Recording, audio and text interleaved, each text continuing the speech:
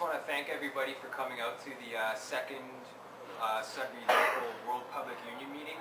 The reason why we're here today is for basic reasons. We all want a better world. We all want to live in a better society, in a better community, and we all realize that you can't do that by talking about it, but you need to do something physical about it. You need to get involved in your local level to make a difference, even in the world, you know what I mean? You have to make change on a local level, and that's where it starts. That's why the World Public Union started, and there's unions available all over, Canada, the United States, Sweden. We have some in Africa. All over the world, there's unions started already for anybody who's interested in doing what we're doing here, gathering as a community who have like-minded concerns about the well-being of humanity and the continuance of survival on the planet. We all know that we're living in a pretty dangerous time where the environmental problems are starting to take risk on our personal health, and it's really important that we all discuss these things and research these things and make it really important to become aware of these issues, because if you're not aware of them, you can't make changes. You can't do anything about it. So there's different people that gathered here today for the same purpose. We have some members representing the Zeitgeist movement here. We have some members who are trying to get fluoride taken out of our drinking water because that's a concern for the public health here in Sudbury. We have a petition that was just signed by every member here, or most of them anyways. So that's one way that we're getting active here in Sudbury, and we're encouraging all locals to do this. If you live in Nebraska, if you live in India, if you live in Sweden, and you're concerned about these things, you should be doing the same thing that we're doing here, and just organizing all local social groups to discuss the well-being of humanity and all other issues like that. There's ways you could do this, you know what I mean, by educating each other. There is an extensive Facebook network now online for anybody who uses that website to communicate with each other. There's relevant news stories, posts on spirituality, science, the continuance of survival, and solutions, scientific methods to clean the air, clean water. These things should be implemented and should be discussed and considered in order for us to continue living as a species, as a human species, because we all know that the endangered species list is increasing rapidly, and we don't want to become part of that list. We don't want to become part of that, and the only way to change that is by working together for better differences. It's encouraged that everybody gets together here and voice their own opinion. If you have something to say, then please take the stage here and let us know what you're thinking, your ideas, how you think we can change and make a difference. Any ideas and suggestions for the online grouping, the online discussion groups, anything like that can be presented. But it's really encouraged that you go check out Facebook and look for a union near you, just so that you can get educated on what's happening and the issues that are concerning us. The World Public Union is a non-violent, peaceful movement. We do understand that with the Rec 84 bill and a lot of the movements that the governments are making to make protesting illegal, you know what I mean? They're trying to make it illegal for us to protest or do anything like we're doing here, like physical gathering in a group to discuss these things. So that's another reason why we think it's important that we start acting now rather than later, before it's too late and we don't have the freedom of speech that we are entitled by the founders of our countries. If anybody else would like to take the stage here, you know what I mean, and discuss things, I just wanted to let you guys know what the World Public Union is. It's not a Facebook group, it is a physical entity in your community, and it's up to you to make it happen. All we did, there's no leader here, it's just an idea that I had myself, and I shot it to a couple buddies, and we decided to develop it, and it's just blossomed into this flower of life. And that's what we're asking everybody to do in their community, is plant that seed and give it the love and the life it needs so that it can continue to grow and make a better difference in your community.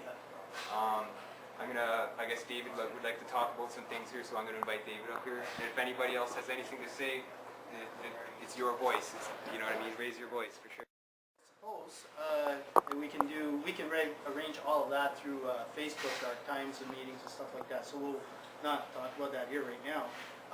But what I did want to talk about is doing stuff in the real world, in the physical world, off of the internet.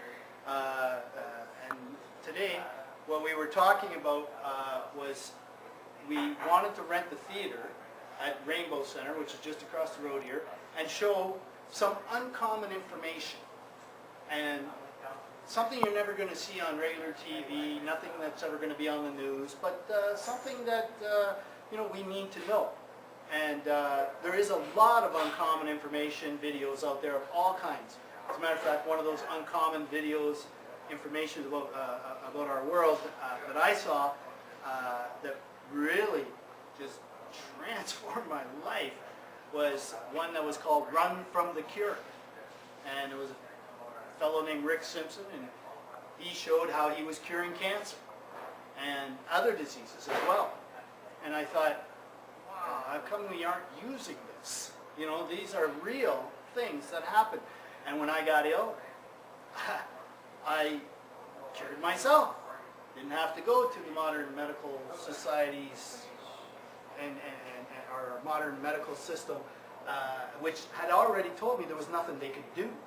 So these are very important videos. They can save people's lives and make their lives better. The one that woke me up the most was a Zeitgeist movie that showed me, while it might not have been all 100% correct, the observations in it were 100% correct. I mean, I could tell that by the results, by what I see in our world, by my own personal experiences throughout my life. So and so many people have told me, I don't want to watch this or I don't want to watch that because I know that guy that's presenting it and I know what he's about. And I said, well, you give too much power to the messenger and you don't understand the message. You don't need to be afraid of a message just because you don't like a person or you feel that you've got an opinion about that person. You can listen to what they have to say and analyze the message. Does that make sense? Does this work? I don't care if it's Adolf Hitler telling me this. It doesn't make sense. And I'm not afraid of Adolf Hitler because he's dead.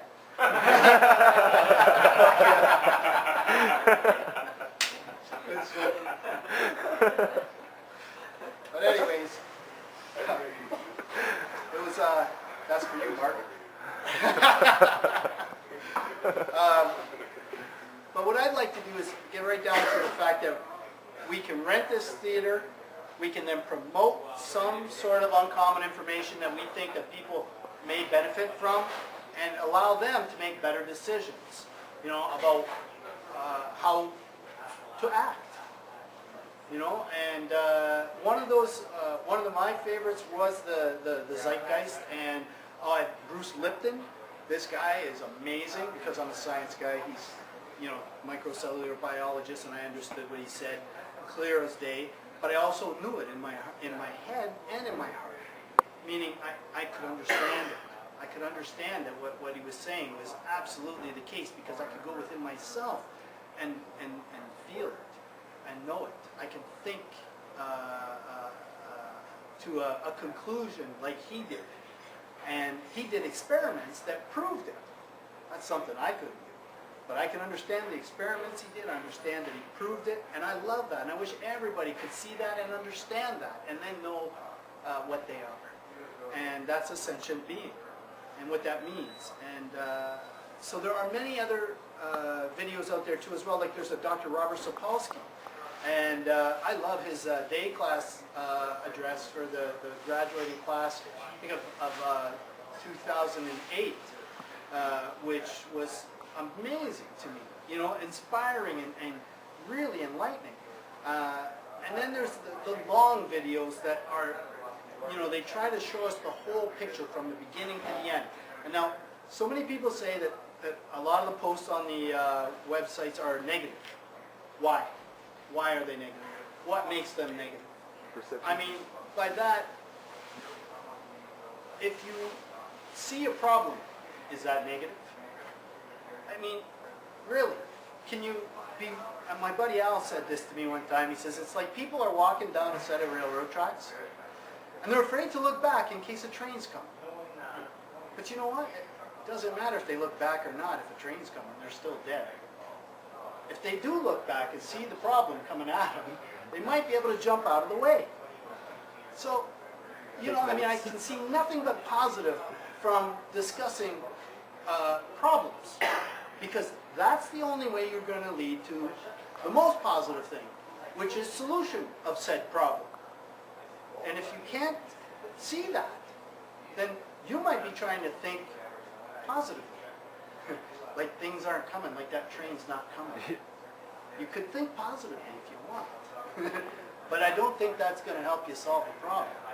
It's not going to give you the chance to jump out of the way either. You're going to just be taken down, that's it. If we cannot find the courage to face the problems, the serious problems that we face, then maybe we don't deserve to survive. Because it's going to take courage. And it's going to take real physical action doing non-violent, of course. Everybody should understand that by now, that doesn't work, and we don't need to. But I mean, we can go and rent movie theaters and show some of this most essential information I think every human being should have access to, where they're not having access to it because of the gatekeepers, I mean the editors at our TV stations and on our newspapers, and now they want to get rid of net neutrality. They want to start filtering it out of the internet, for crying out loud, because it's so powerful, information. Information is so powerful. And right now, all we have in our mainstream is managed information. It isn't even real. It's presented in a specific way so as to instill a specific view, which isn't even real. Views aren't real. Opinions are not real. Opinions are only what we think. And if all of us started questioning ourselves first, and the first question is what I think true? And whatever the answer is, the next question is, how do I know? How do I know? And if you can't answer that second one, it doesn't matter what the first answer was. You just don't know. And that's it. So don't think you have to know. You don't have to know everything. You just have to understand the basics of what sustains us. We have a shared space that we all share here. And that's what's real. And we all need the same things to fuel our bodies and to, live in this world. One of them happens to be fellowship, friends, relationships, creating bonds. All of that is also required for us. Okay, now that's not more important, though, than the physical requirements of what sustains our bodies. And some people don't want to lose friends by challenging the status quo, and they're being told, they lose that relationship, they lose that bond that they had because they didn't conform. That's part of the punishment that many people can experience when they do start seeing the reality of our world and the unsustainability of it and the cruelty and all of the other insanities. And they can really truly see that all the incentives in our world are backwards. They're not to promote the best. They're not. I mean, I can't believe it. If it wasn't so profitable to destroy our environment, it wouldn't get destroyed. So it's but we're in it. And we've got to still live within it. I'm not telling anybody that, hey, don't go and get a job and earn a living or any of that kind of stuff. That's not what I'm saying. I'm saying that while you do that, spend some time trying to make it better, trying to make a better world. And actually, we have to get to a certain level before we can even make it better. We have to save it by creating a sustainable world. After that, we can work at getting it better. Because if it's not sustainable, what we do is not sustainable, then what does it matter? It's got to be sustainable. We can't do this on the... We need to be good stewards of this world for the next generation. We shouldn't be driving this planet like it's a rental car. We're not going to have to pay for it. It's somebody else's wear and tear. It is. It's the future. It's our kids. If anybody cares about them, then that's what you should be caring about. So I want to show the movie Zeitgeist moving forward. I haven't had the opportunity to see it all completely yet, right from the front to the back. But I did see it. I did see the front down in Barrie with Mike at one of the showings when it was first released. Oh no, I saw the back. I saw the end because we were late.